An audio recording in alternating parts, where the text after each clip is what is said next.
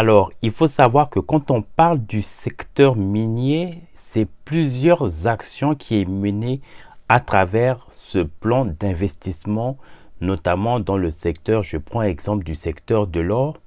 Alors, il faut savoir que dans ce budget d'investissement, il y a plusieurs actions qui est menées, notamment que ça soit sur l'aspect social, humanitaire, notamment dans la création des écoles, donc dans la zone justement où les travaux vont être effectués, ou la région à laquelle ces investissements vont être effectués. Ça peut être parfois sur l'urbanisation des routes pour permettre justement à ces investisseurs, notamment qui sont dans le secteur minier, parce qu'il faut savoir que l'or, ça va demander donc forcément qu'il y ait des machines donc de transport, notamment de camions qui vont circuler dans ces zones.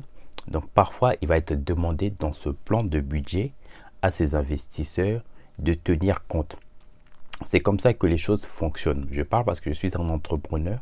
Ce n'est pas seulement parce que l'investisseur y vient et puis parce qu'il est dans le secteur du minier, secteur manganèse, colbate ou quoi que ce soit qui vient juste spécialement pour ce que ça ne marche pas comme ça. Et puis, je tiens à rappeler que c'est celui qui a la connaissance et la matière qui en bénéficie. Il faut le dire que notamment dans ces zones, notamment miniers, oui, c'est la plupart en Occident et au Moyen-Orient que cette connaissance est beaucoup plus pratiquée parce qu'en Afrique, on n'a pas cette culture de exploiter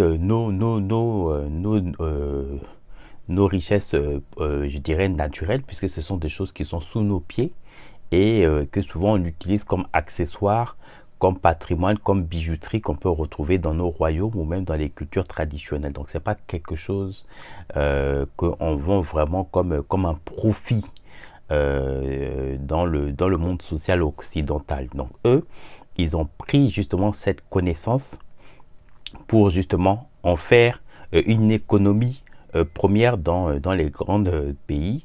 Et donc c'est normal justement que ces pays s'intéressent davantage à cette culture parce qu'ils utilisent ça d'abord pour les courants électriques, ça peut être dans le gaz, ça peut être le pétrole, parce que ce sont des matières qui sont utilisées dans le nucléaire, dans l'énergie, dans beaucoup de secteurs d'activité.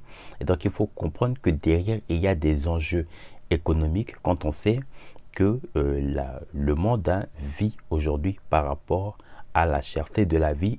Et quand on parle de cherté de la vie, forcément, il y a aussi l'énergie qui est compris. Donc c'est important de le savoir que